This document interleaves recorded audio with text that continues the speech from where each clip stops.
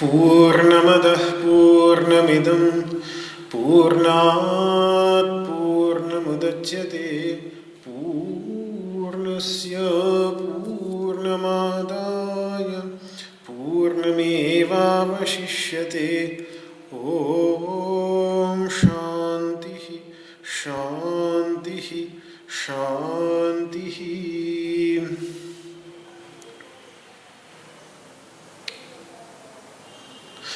वसुदेवसुतं देवं कंसचाणूरमर्दनं देवकी परमानन्दं कृष्णं वन्दे जगद्गुरुं। सर्वोपनिषदो गावो दोग्धा गोपालनन्दनः पार्थो वत्सः सुधीर्भोक्ता दुग्धं गीतामृतं महत्। न कामयेऽहं गतिमीश्वरात् परामष्टर्धियुक्तं पुनर्भवं वा आर्तिं प्रपद्येऽखिलदेहभाजाम् अन्तस्थितो येन भवन्त्यदुःखाः।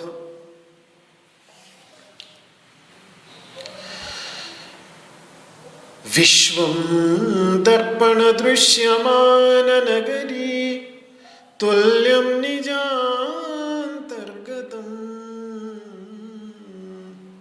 पश्यन्नात्मनि मायया बहिरिवोत् भूतं यथा निद्रया। यः साक्षात् कुरुते प्रबोधसमये स्वात्मानमेवाद्वयम् तस्मै श्रीगुरुमूर्तये नमः इदं श्रीदक्षिणामूर्तये।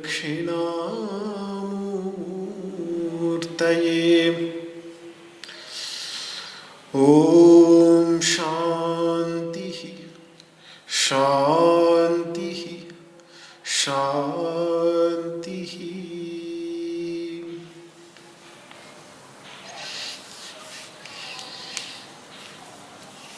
ओम नमो भगवते वासुदेवाय।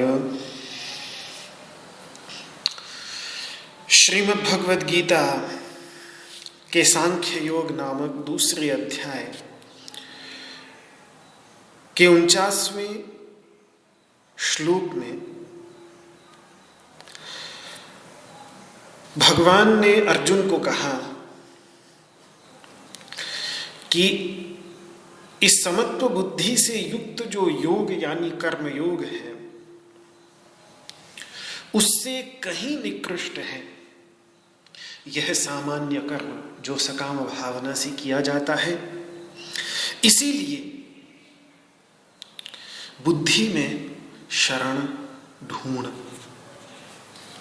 बुद्धि में ढूंढ। समत्व बुद्धि, अपनी बुद्धि में समत्व की भावना लाकर उसके अंतर्गत वो जो शरण, आधार, परम आश्रय, परम शरण है, उसका अन्वेषण कर इसी बुद्धि के अंतर्गत। पर जो इस बुद्धि की शरण नहीं लेते, बुद्धौ शरणम अन्विच्छ, जो इस बुद्धि की शरण नहीं लेते, जो इस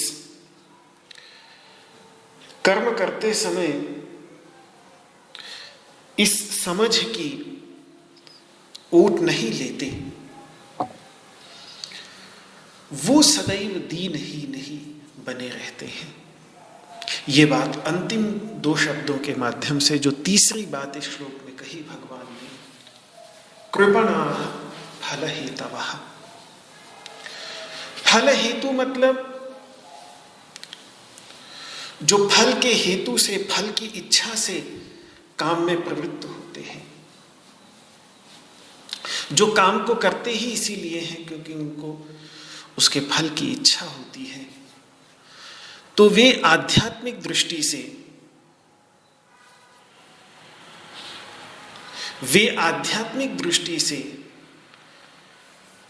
कृपण मतलब कृपा के योग्य, बेचारी, परवश, दीन, कृपा के जो योग्य होता है उसी को ही संस्कृत में कृपण कहते हैं। तो वे कृपण है, क्योंकि वैदिक अध्यात्म की सोच में, उपनिषदों की सोच में कृपणता वही है, दीनता वही है जहां उस अक्षर तत्व का ज्ञान न हो। बहुत स्पष्ट गार्गी को संबोधित करते हुए महर्षि याज्ञवल्क्य बृहदारण्यकोपनिषद में कहते हैं कि यो वा एतदक्षरं गार्गी अविदित्वा अस्मा लोकात् प्रैति स कृपणः। जो इस अक्षर तत्व को बिना जाने जीवन जीता है और फिर इस संसार से चला जाता है, वही वास्तव में कृपण है, क्योंकि वो दुखी ही रहेगा हमेशा। संसार दुखमय होता ही उसके लिए है जो अपने इस वास्तविक स्वरूप के ज्ञान से रहित हो। तो इसीलिए अक्षर तत्व का ज्ञान जहाँ पर न हो, जिसको न हो, उसी को ही वैदिक अध्यात्म की सोच में कृपण कहा जाता है, दीन कहा जाता है। सकाम भावना से काम करने वाला अभी इस ज्ञान से कोसों दूर है, उसके लिए संभावना ही नहीं कि वो इस ज्ञान को प्राप्त कर सके, क्योंकि जिस सकाम भावना से युक्त होकर वो कर्म कर रहा है, वो इच्छाएं उसे अपनी ओर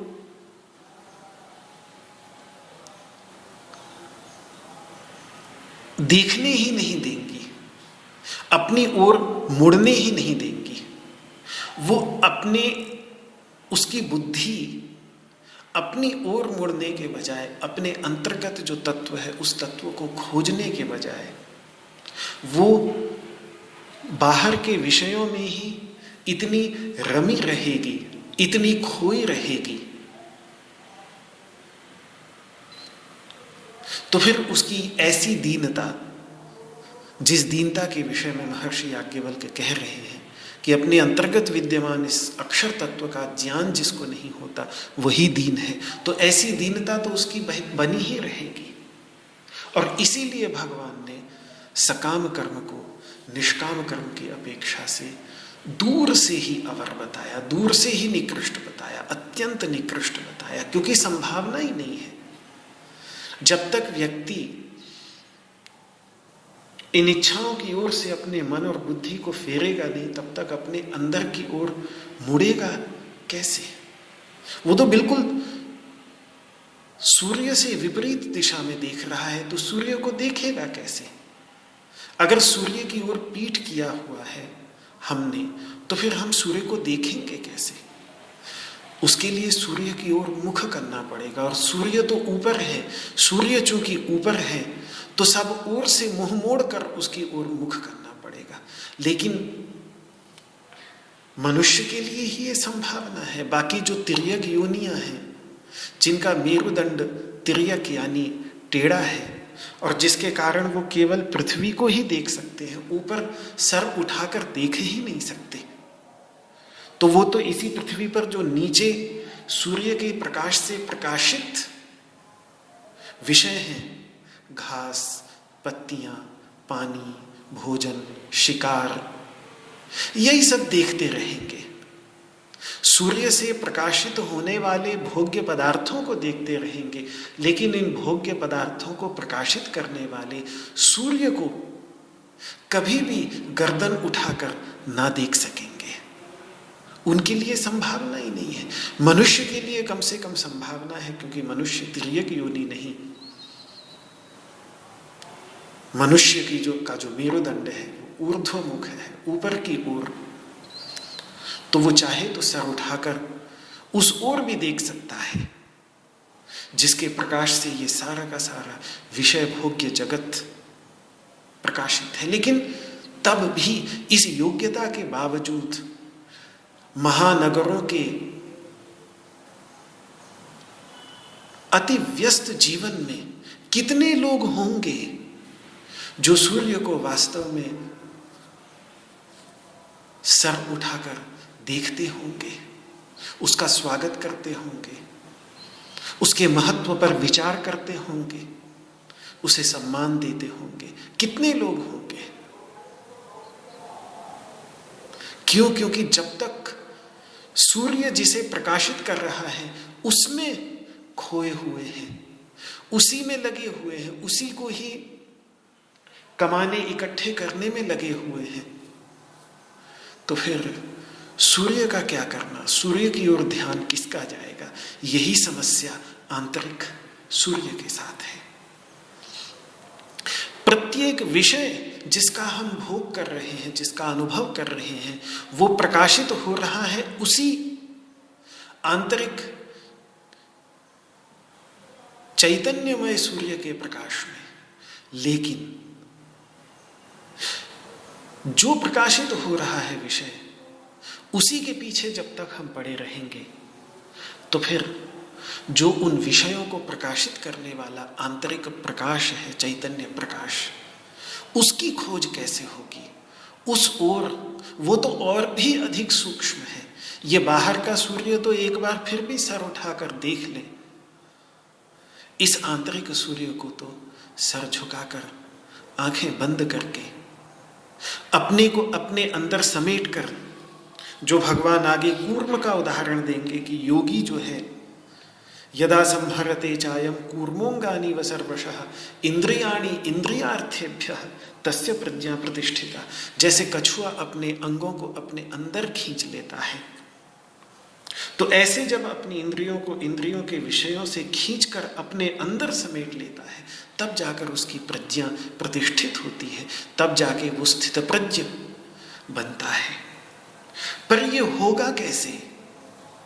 जब तक वो सकाम भावना से ही कर्म कर रहा है अपने जीवन के अंतर्गत, और केवल सारा परिश्रम सुबह से लेकर शाम तक केवल अपनी इच्छाओं, तृष्णाओं और वासनाओं की तृप्ति में ही लगा हुआ है, तब तक कैसे उस ओर मुड़ भी पाएगा?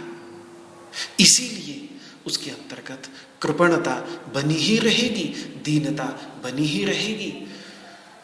ऐसा सुख जो क्षणिक विषयों पर आधारित होगा, वो निश्चित ही क्षणिक होगा। वो जब तक वो विषय होंगे तब तक वो सुख होगा। जैसे ही वो विषय विनष्ट हो जाएंगे, वो सुख भी विनष्ट हो जाएगा।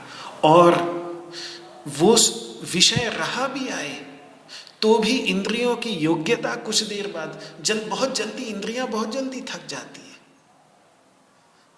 हो सकता है आप 100 रसगुल्ले ले आए खरीद कर, लेकिन खा तो 2-4 ही पाएंगे, और उससे ज्यादा खाएंगे तो फिर छिमछिमी आने लग जाएगी, इंद्रियां स्वीकार नहीं करेंगी, बहुत जल्दी तृप्त हो जाती हैं ये।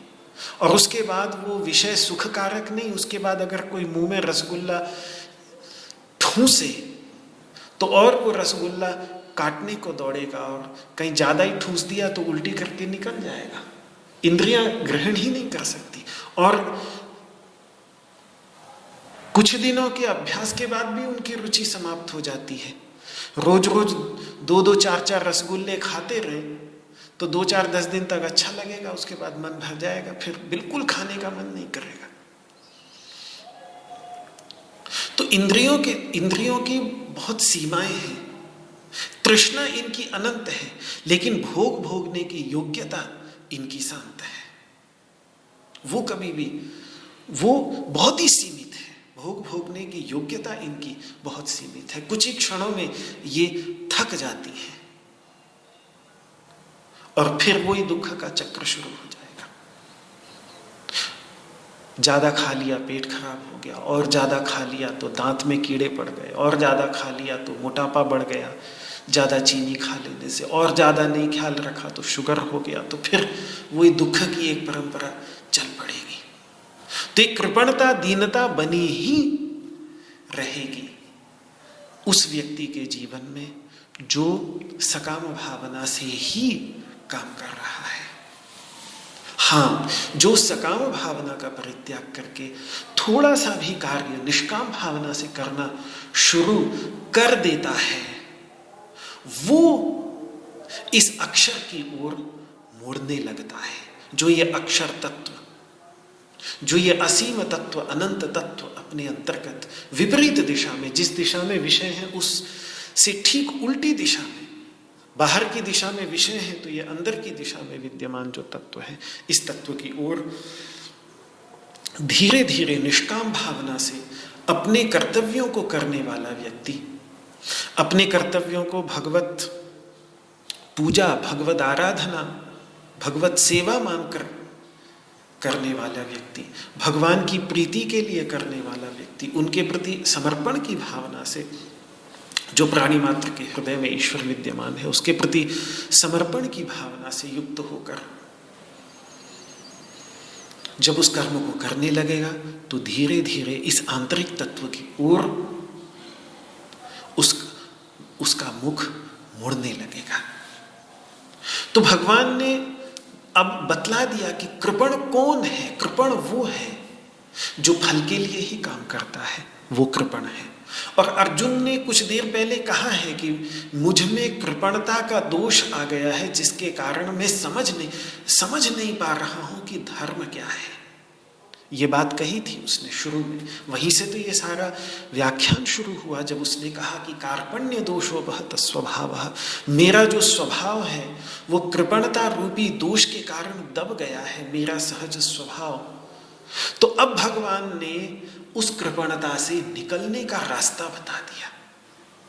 अगर अर्जुन तुम्हारा स्वभाव कृपणता रूपी दोष से आच्छादित हो गया है, दब गया है, परिभूत हो गया है, ढक गया है तुम्हारा स्वभाव कृपणता से, जिसके परिणाम स्वरूप तुम अपने कर्तव्य को लेकर सम्मोहित हो रहे हो, तो इस कृपणता से यदि तुम सचमुच में निकलना चाहते हो तो रास्ता यही है कि बुद्धौ शरणम अन्वेच्छा, बुद्धि में शरण ढूंढो। ये जो समत्व बुद्धि है, सिद्धि और असिद्धि में समत्व बुद्धि, इसमें शरण ढूंढकर और फिर कर्म में लगो तो वो कर्म तुम्हारा कर्म योग बन जाएगा। तो यहां भगवान ने उसे कार्पण्य दोष से निकलने का रास्ता बतला दिया। जब तक फल की इच्छा से ही कर्म करते रहोगे तब तक ये कृपणता लौट लौट कर आएगी ही। फल के हेतु से कर्म में प्रवृत्त होना छोड़ दो अर्जुन, तो ये कार्पण्य, ये दीनता जो तुम में आ गई है, कुतस्त्वाकश्मलमिदं विषमे समुपस्थितम् अनार्यजुष्टम अस्वर्ग्यम अकीर्तिकरम अर्जुन, ये जो कश्मल तुम्हारे अंतर्गत आ गया है, ये जो दीनता, ये कार्पण्य तुम्हारे अंतर्गत आ गया है, ये कृपया परया विष्टः, जो बड़ी भारी कृपा, उसके अंतर्गत दीनता आ गई है। ये दीनता तुम्हारे जीवन में से गायब होने लग जाएगी, तुम्हारे जीवन में ही नहीं रहेगी। अभी तो जो आई है ये तो हट ही जाएगी, तुम्हारे जीवन से ही निकल जाएगी, कभी दोबारा लौटकर आएगी ही नहीं अर्जुन। ये अपने आप समाप्त हो जाएगी अगर ऐसा करते हो तो एक उसकी कृपणता का कारण बतला दिया। उसने स्वयं कहा कि मुझे कार्पण्य दोष परेशान कर रहा है, तो उसकी कृपणता का भगवान ने यहाँ कारण बतला दिया कि कृपणता का कारण यही होता है, फल के हेतु से प्रवृत्त होने वाले व्यक्ति के जीवन में कृपणता लौट लौट कर आती है अर्जुन। फल के हेतु से प्रवृत्त होना छोड़ दो, सिद्धि असिद्धि में समत्व बुद्धि जो है, उस समत्व बुद्धि से यानी निष्काम भावना से कर्म करना प्रारंभ कर दो, तो ये कृपणता धीरे धीरे जीवन में से निकलती चली जाएगी। ये जो दिल की गरीबी है, दिल की कमजोरी है, दिल की दीनता है, हृदय की कृपणता है, ये समाप्त हो जाएगी। तो बुद्धि योग के अभाव में कर्म करने पर क्या दोष होता है वह तो भगवान ने बतला दिया, कृपणा फल हेतवः। अब गुण क्या होता है वो बताने जा रहे हैं कि बुद्धि योग यानी समत्व बुद्धि से युक्त कर्म, कर्म यानी स्वधर्म, स्वधर्म यानी स्वकर्तव्य, अपने कर्तव्य को करने से जो फल प्राप्त होता है वो भगवान फल अब अगले श्लोक में बतलाने जा रहे हैं। वैसे इस बुद्धि योग का फल संक्षेप में भगवान पीछे ही बतला चुके हैं। बुद्धिया युक्तो यया पार्थ कर्म बंधम प्रहास्यसि, तुम कर्म के बंधन से छूट जाओगे।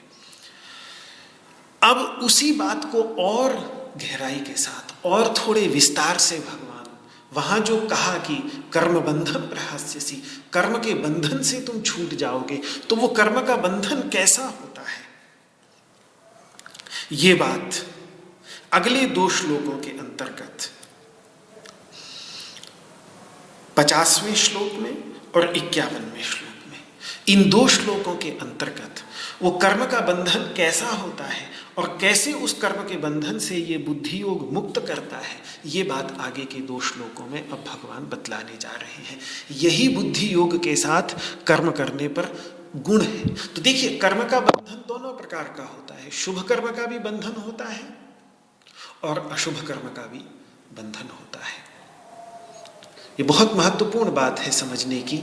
ज्ञान की दृष्टि से केवल अशुभ कर्म ही बंधन कारक नहीं है, अपितु शुभ कर्म के संस्कार भी, क्योंकि संस्कार बंधक होते हैं, संस्कार ही हमें, संस्कार शुभ कर्म के हो या अशुभ कर्म के, वो एक चक्र बनाए रखते हैं कि कर्म करिए, कर्म का संस्कार पड़ गया हृदय के अंतर्गत, वो कर्म संस्कार एक विशेष प्रकार की मनोवृत्ति का निर्माण करेगा, जो फिर मनोवृत्ति आगे और कर्म करने के लिए प्रेरित करेगी, तदनुकूल फिर कर्म करेंगे, फिर संस्कार उत्पन्न होगा, फिर वो संस्कार नए कर्मों को जन्म देंगे।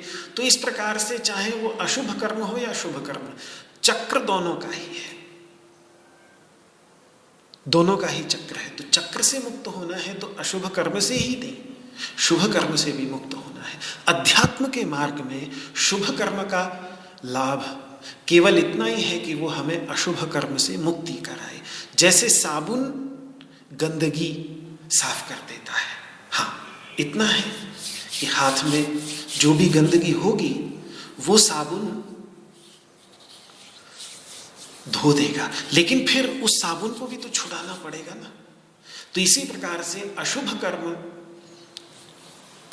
से छूटने के लिए शुभ कर्म बहुत अच्छा है, लेकिन फिर उस शुभ कर्म से भी अपने आप को छुड़ाना है।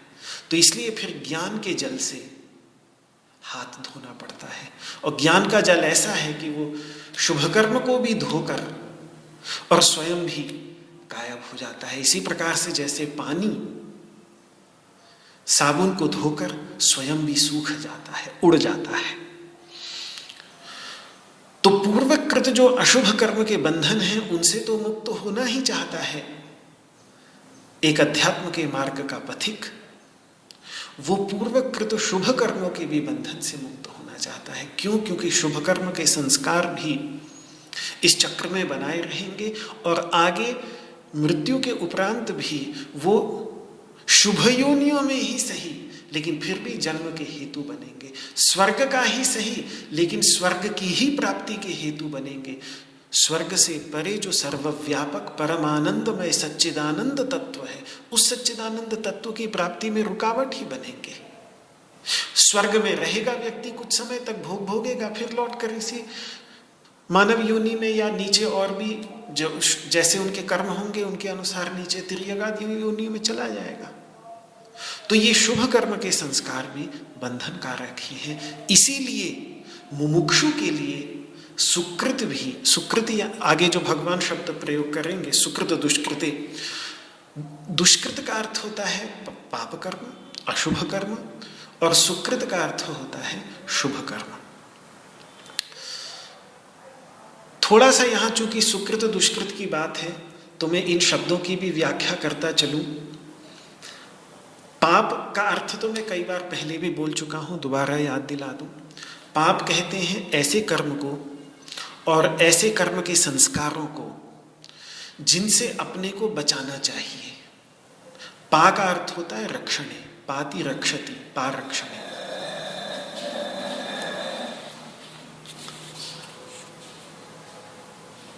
जिससे अपने को बचाना आवश्यक हो उसे कहते हैं पाप। पारक्षणी धातु से बना है। जैसे कहीं गंदगी पड़ी हो, कीचड़ हो, तो उससे हम अपने कपड़ों को और अपने को बचाते हुए किनारे से निकल जाते हैं। क्यों? क्योंकि हमारे शरीर को वो गंदा कर देता है।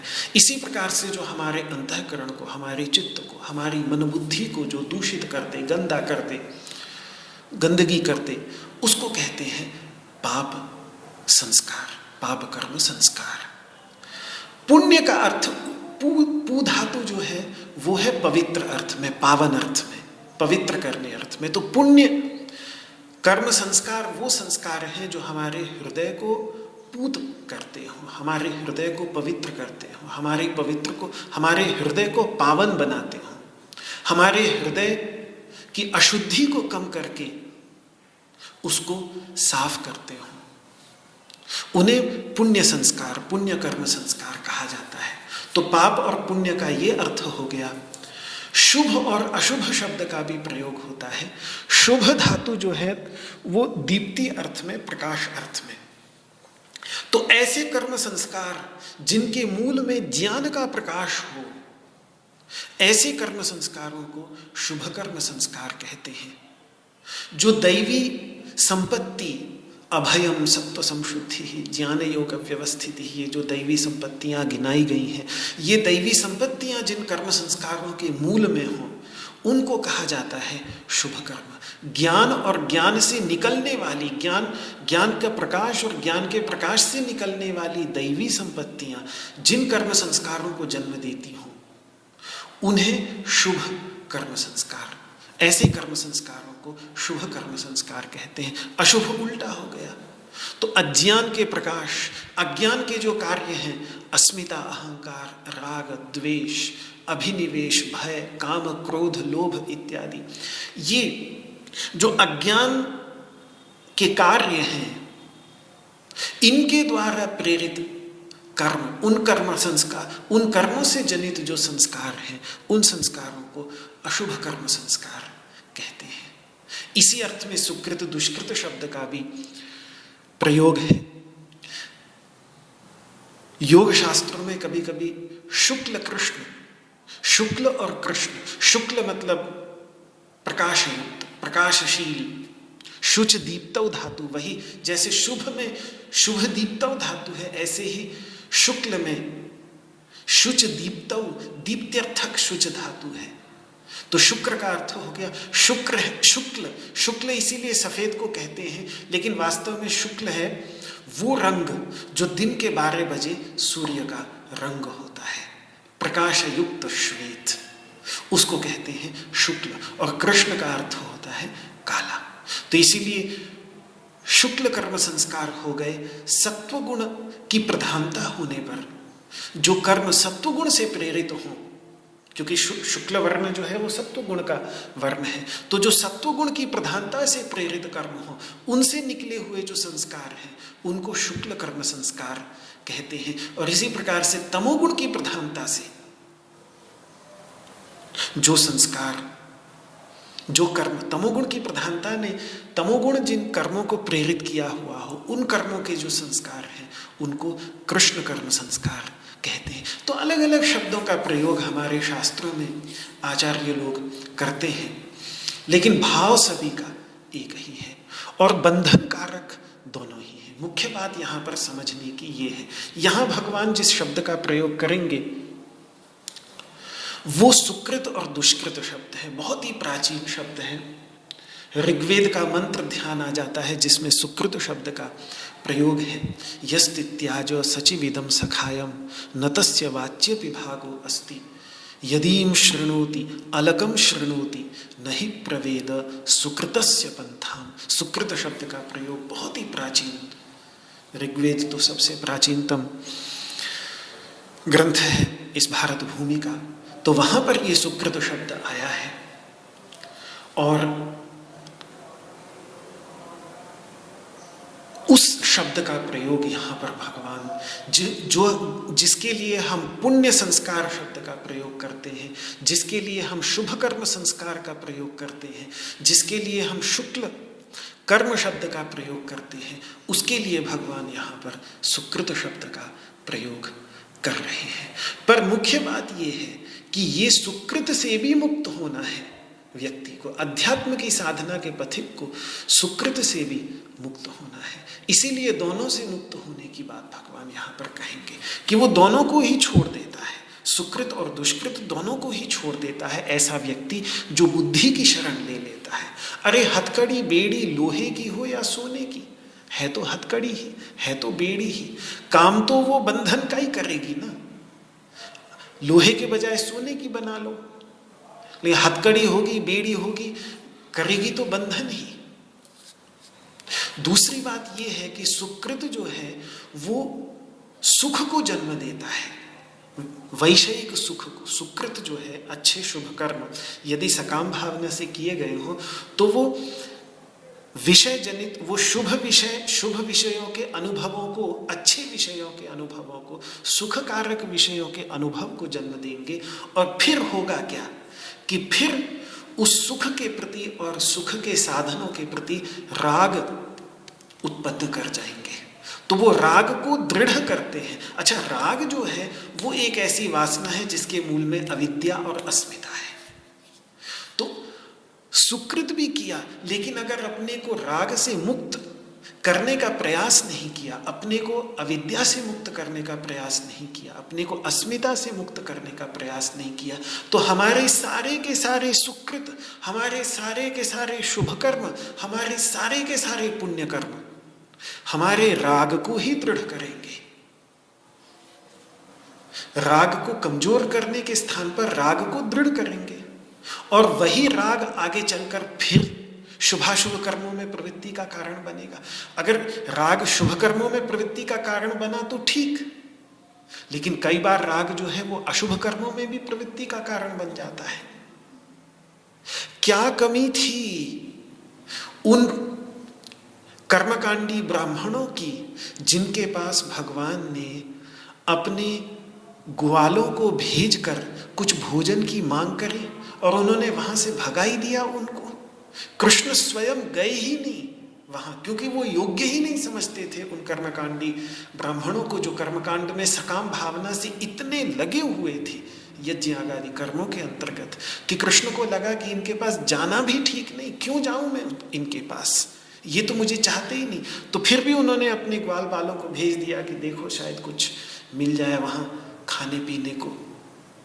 लेकिन वो तो अपनी ही कामना में, वो तो राग, उनका तो राग था उस यज्ञ आदि कर्म के प्रति। तो जैसे उनको लगा कि ये बच्चे हमारी रुकावट बन रहे हैं, तुरंत उनको वहां से भगा दिया। हो गई ना अशुभ कर्मों में प्रवृत्ति। भगवान के ग्वालों को, भगवान के अनन्य सखाओं को वही उद्धार हो जाता। उस समय यज्ञ आदि कर्म बंद करके उनकी सेवा करने लगते तो वही उद्धार हो जाता। लेकिन राग आ गया ना आड़े, तो भगवान फिर उन सबको लेकर उनकी पत्नियों के पास में गए, तो उन्होंने उनकी सेवा की और वो पहले मुक्त हो गई, ये बेचारे अपने कर्मकांड में ही पड़े रहे। तो राग ही वहां पर समस्या थी। जो सुख के साधन के प्रति राग, शुभ सुख के साधन के प्रति राग भी अशुभ कर्म की प्रवृत्ति का कारण बन गया। तो इस प्रकार संसार का चक्र चलता ही रहता है शुभ कर्म करने पर, अतः शुभ कर्मों के भी बंधन से मुक्त होना आवश्यक हो जाता है। इसीलिए भगवान अगले श्लोक में दोनों से ही मुक्त होने की बात इस बुद्धि योग द्वारा कर रहे हैं। बहुत सुंदर एक प्रसंग ध्यान आता है मुझे महाभारत में, महाभारत शांति पर्व में एक बहुत सुंदर प्रसंग है।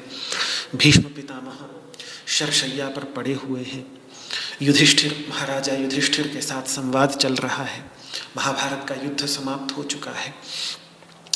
इस संवाद को सुनने के लिए व्यास आदि बड़े बड़े ऋषि श्रोता बनकर बैठे हुए हैं, और यहाँ तक कि भगवान श्री कृष्ण स्वयं भी श्रोता के रूप में वहां बैठकर इस पुण्य संवाद को सुन रहे हैं। और भीष्म पितामह जप करते समय हो जाने वाले दोषों के कारण होने वाले विभिन्न प्रकार के नरकों की प्राप्ति बता रहे हैं। ध्यान दीजिएगा कि जप करते समय दोष हो जाए साधक के द्वारा तो उसको किन किन नरकों की प्राप्ति होती है वो बतला रहे हैं। उदाहरण के लिए वो बतलाएंगे कि भाई देखो, जो फल की इच्छा रखकर गायत्री आदि मंत्रों का जप करेगा वह नरक को प्राप्त करेगा, वगैरह वगैरह।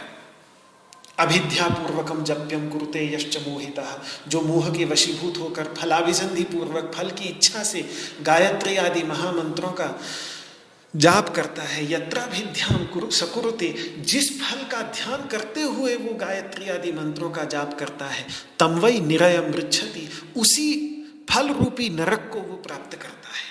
तो इस तरह अनेक प्रकार के दोषों के परिणाम स्वरूप और भी बड़ी अच्छी बातें उन्होंने कही कि अगर जप करने वाला व्यक्ति उस जप के परिणाम स्वरूप अपने को अन्यों से श्रेष्ठ मानता है कि देखो ये सब तो जप नहीं कर रहे, मैं जप करता हूँ, तो मैं जप करने के जापक होने के कारण मैं इन सब से श्रेष्ठ हूँ, इस प्रकार की भावना के साथ जप करने वाला, दूसरों को अपने सामने गिराने वाला, वो किस नरक में जाता है, ये सब भी बात बताई।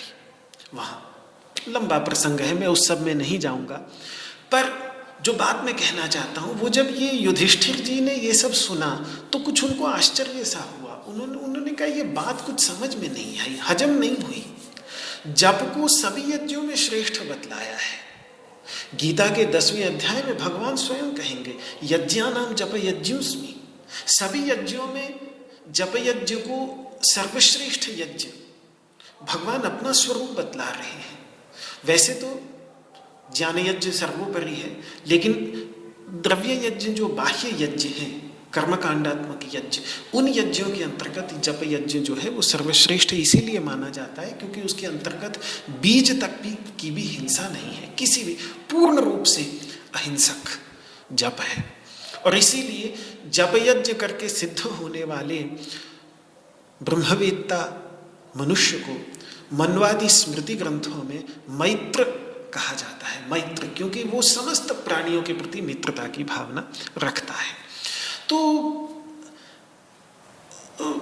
युधिष्ठिर जी कहते हैं कि ऐसे जप यज्ञ को करने वाला नरक कैसे प्राप्त कर सकता है यदि कुछ छोटे मोटे फलाशक्ति आदि दोष आ जाएं, ये कैसे हो सकता है? ये तो सर्वश्रेष्ठ यज्ञ है। इस यज्ञ को करने वाला भी भावना में कहीं कोई कमी रह गई, पर नरक तो नहीं जाना चाहिए उसको, नरक में आप कैसे भेज रहे हैं? तो पूछ ही बैठते हैं कि दादाजी जप करने वाले को कैसे नरक की प्राप्ति हो सकती है? ये तो मुझे बड़ा कुतूहल हो रहा है।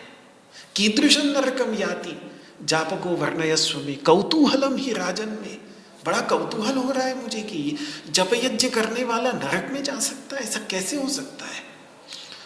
तो फिर भीष्म पितामह उन नरकों का वर्णन करने लगते हैं कि वे नरक कैसे हैं। तो वे नरक ऐसे हैं, अब वो नरक वर्णन तो नरक का करने लगे, लेकिन वर्णन वास्तव में स्वर्ग का कर रहे हैं कि वहाँ कुछ नरक ऐसे हैं जहाँ अप्सराएं नृत्य करती हैं, वरुण देवता वहां के अधिपति हैं, वहां नंदन वन है, वहां ये सुख भोग के साधन हैं। फिर दूसरे नरक का वर्णन करने लगे तो कुबेर लोक का वर्णन करने लगे, तीसरे नरक का वर्णन करने लगे तो इंद्रलोक का वर्णन करने लगे, चौथे नरक का वर्णन करने लगे तो रुद्रलोक का वर्णन करने लगे, पांचवें नरक का वर्णन कर रहे हैं तो आदित्य लोक का वर्णन कर रहे हैं, छठे नरक का वर्णन कर रहे हैं तो वसु देवताओं के लोक का वर्णन कर रहे हैं, वहां दिव्य भोग के अनंत साधन है बतला रहे हैं। तो ये बड़ा विचित्र नरक है जो जब करने वाला ऐसे नरक को प्राप्त करता है।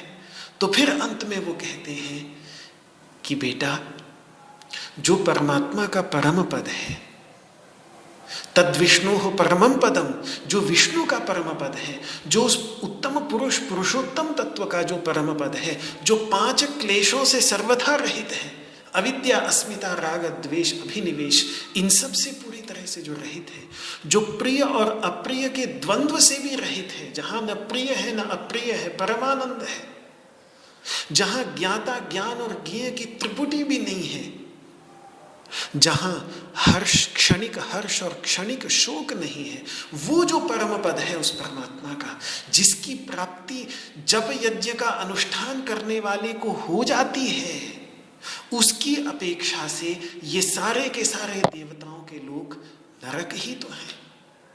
आत्म केवलताम प्राप्त तत्र गत्वा न शोचति ईदृशम परमम स्थानम, ये जो परम स्थान है ऐसा जिसमें कैवल्य को प्राप्त कर लेता है व्यक्ति, जहां शोक मोह सबसे अतीत हो जाता है जीते जी, निरयास्तेच तादृशा, ये सब देवलोक तो उस परम पद की दृष्टि से नरक ही है बेटा।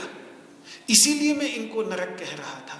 एते ते निरयाः प्रोक्ताः सर्व एव यथा तथम, ये निरय इसलिए मैं नरक इनको इसलिए कह रहा था, तस्य स्थान वरस्य है, वो जो सभी स्थानों में परम स्थान, श्रेष्ठतम स्थान, सर्वव्यापक परमात्मा का परम पद है,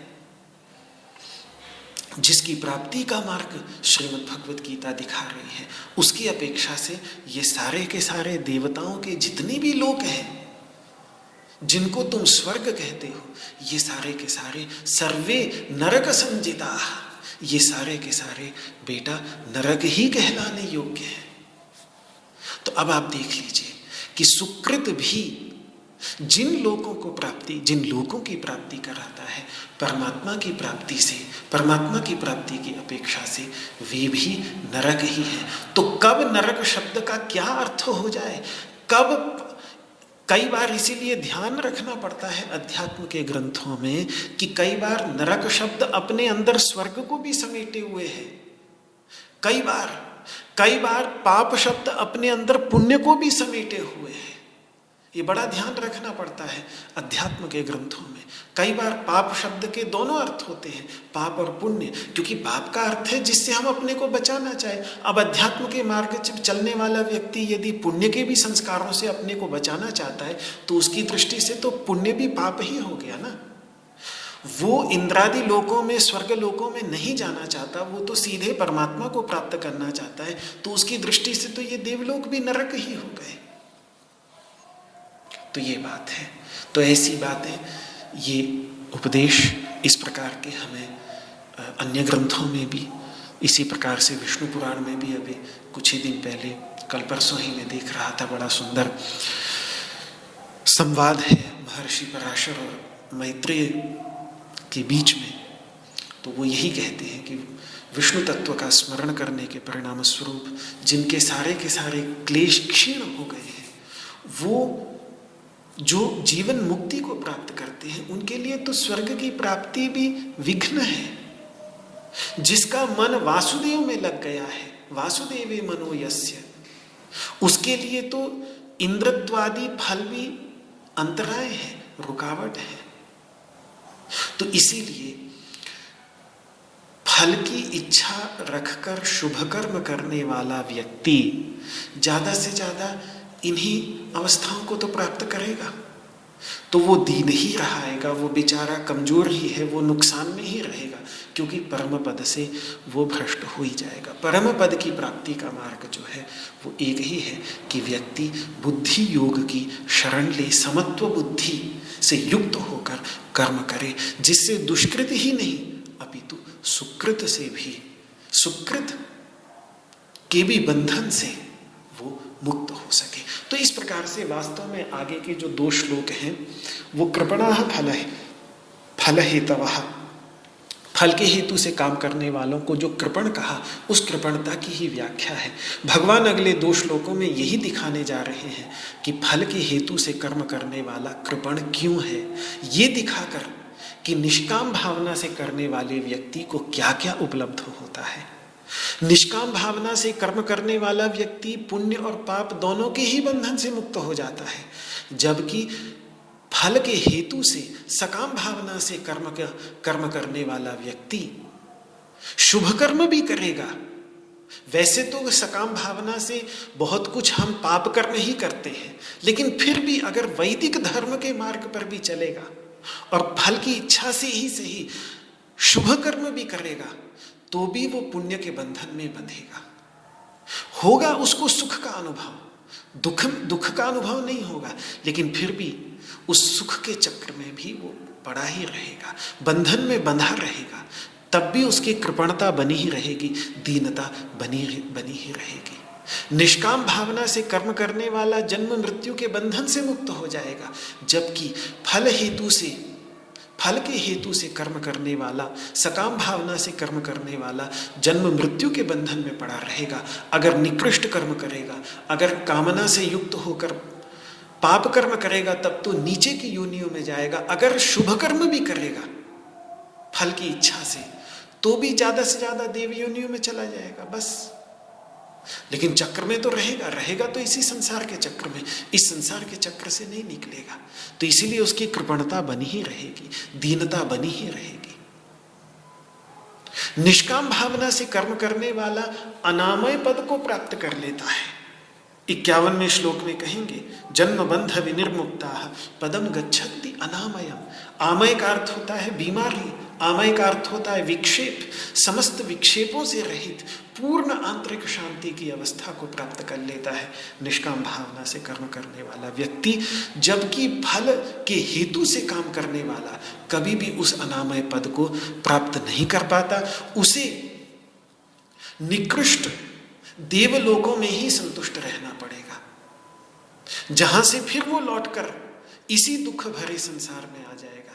उस चिरस्थायी अनंत काल तक आनंद प्रदान करने वाले अनामय पद को वो प्राप्त नहीं कर पाएगा। तो इन्हीं सब कारणों से उसे भगवान द्वारा कृपण कहा गया, दीन कहा गया। ये बातें आगे के 2 श्लोकों में स्पष्ट होंगी। 50वां श्लोक और 51वां श्लोक।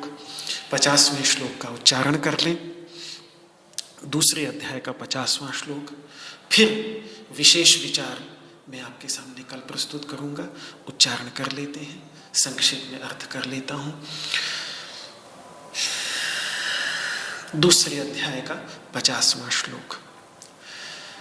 बुद्धि युक्तो जहातीह उभे सुकृत दुष्कृते तस्माद्योगाय युज्यस्व योगः कर्मसु कौशलम्।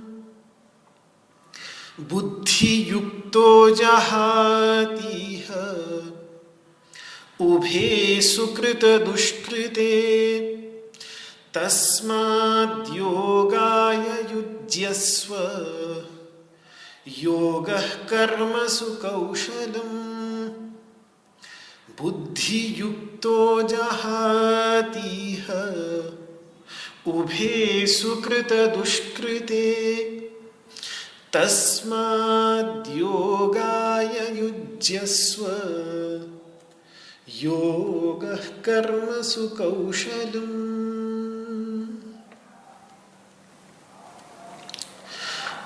जो बुद्धि से युक्त होकर कर्म करता है बुद्धि से युक्त होकर, ये जो समत्व बुद्धि, व्यवसायत्मिका बुद्धि, एका बुद्धि, जो एक बुद्धि, इस बुद्धि से युक्त होकर जो कर्म करता है वो इसी जीवन में यहीं उभे सुकृत दुष्कृते जहाती, दोनों को ही छोड़ देता है। सुकृत को भी छोड़ देता है, दुष्कृत को भी छोड़ देता है। दुष्कृत के ही संस्कारों से मुक्त नहीं हो जाता, अपितु सुकृत के संस्कारों से भी अपने को मुक्त कर लेता है। दोनों के ही बंधन से मुक्त हो जाता है। तस्माद् योगाय युज्यस्व, इसीलिए लग जा योग में अर्जुन। ये बुद्धि से युक्त जो योग है, यानी बुद्धि से युक्त जो कर्म है, समत्व बुद्धि से युक्त। सिद्धि और असिद्धि में समत्व भावना तभी होगी जब व्यक्ति निष्काम भावना से करेगा। तो निष्काम कर्म कह लीजिए, कर्म योग कह लीजिए, समत्व बुद्धि योग कह लीजिए, बुद्धि योग कह लीजिए, केवल योग कह लीजिए, अर्थ एक ही है इन सब शब्दों का। उसमें लग जा अर्जुन। तस्माद् योगाय युज्यस्व, ये व्याख्या हो गई पीछे की। पीछे भगवान ने कहा था ततो युद्धाय युज्यस्व, इसलिए युद्ध में लग जा। अब उसको और सूक्ष्म करके भगवान ने बतला दिया कि इसलिए योग में लग जा। युद्ध तो एक बाह्य अभिव्यक्ति है, हमारे लिए वो अभिव्यक्ति कुछ और हो सकती है। एक पुत्र के लिए पिता की सेवा हो सकती है, एक समाज सेवक के लिए समाज की सेवा का दायित्व हो सकता है, एक अधिकारी के लिए अपने अधिकार क्षेत्र के कार्य हो सकते हैं। वो बाह्य स्वरूप उसका कुछ भी हो, भावना उस योग की है। तस्माद् योगाय युज्यस्व, उस योग में लग जा अर्जुन। योगा कर्मसु कौशलम, ये योग तो कर्म में कुशलता है अर्जुन। कुशलता यहाँ सबसे, कर्म में योग और कुछ नहीं, कर्म करते समय बहुत बड़ी कुशलता है।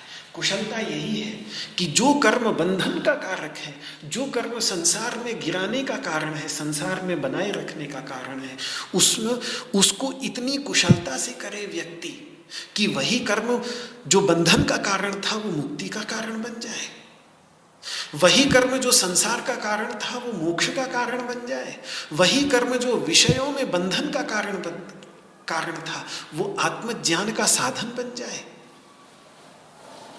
तो कर्म करने में ये कुशलता कहाँ से आती है? ये आती है इस बुद्धि योग से। यही तो योग है, कर्म को कुशलता के साथ करना। यही भगवान, अरे एक सपेरे की क्या कुशलता है? यही तो कुशलता है कि वो सांप को इस तरीके से पाले, इस तरीके से रखे, इस तरीके से पकड़े कि न केवल उसके विष से अपने को बचाए, इतनी ही कुशलता नहीं है, ये तो बहुत बड़ी कुशलता है कि उसके सांप को पकड़ ले लेकिन वो सांप उसको काट ही ना पाए। लोग होते हैं उनको, जिनको इसका अभ्यास होता है सांपों को कहाँ से कैसे पकड़ना है, उनका कौशल है। लेकिन इससे भी बड़ा कौशल ये है कि वो सांप के विष का दोहन करके और उनके विष से औषधि बनाकर जिसको सांप ने काट लिया है उसको वो औषधि देकर उसके जीवन की रक्षा करें, और वो विष जो इंसान को मारने का काम करता था उस विष को जीवन बचाने का साधन बनाए। ये है सपेरे की सबसे बड़ी कुशलता, और ये कुशलता यहाँ कर्म करते समय दिख रही है। जो कर्म संस्कार अज्ञान के बंधन में बांधे रखते हैं, अज्ञान के अंतर्गत डुबाए रखते हैं, वो न केवल अज्ञान के बंधन में बांधने में असमर्थ हो जाते हैं, उल्टे ज्ञान के साधन बन जाएं। क्या अद्भुत बात है! यही है कर्म में कुशलता, और ये आती है योग से। जब व्यक्ति समत्व बुद्धि से युक्त होकर योग करता है। इस पर और विचार होगा, कल मैं आपके सामने प्रस्तुत करूंगा। आज मैं 2-3 मिनट पहले छोड़ूंगा, आज भी और कल भी, क्योंकि 2 दिन ठीक 5 बजे से ब्राज़ील का कुछ कार्यक्रम 2 दिन है, आज और कल का। और जैसा आपको पता है मैं मेरा प्रयास रहता है कि बिल्कुल समय से उपस्थित हो जाऊं। तो आज 5 बजे से समय था, तो 3-4 मिनट बचे हैं, इसमें मैं आज समापन करके आज भी और कल भी थोड़ा 2-3 मिनट पहले छोड़ूंगा। तो इस वाक पुष्पांजलि को भगवान श्री कृष्ण के श्री चरणों में समर्पित करता हूँ।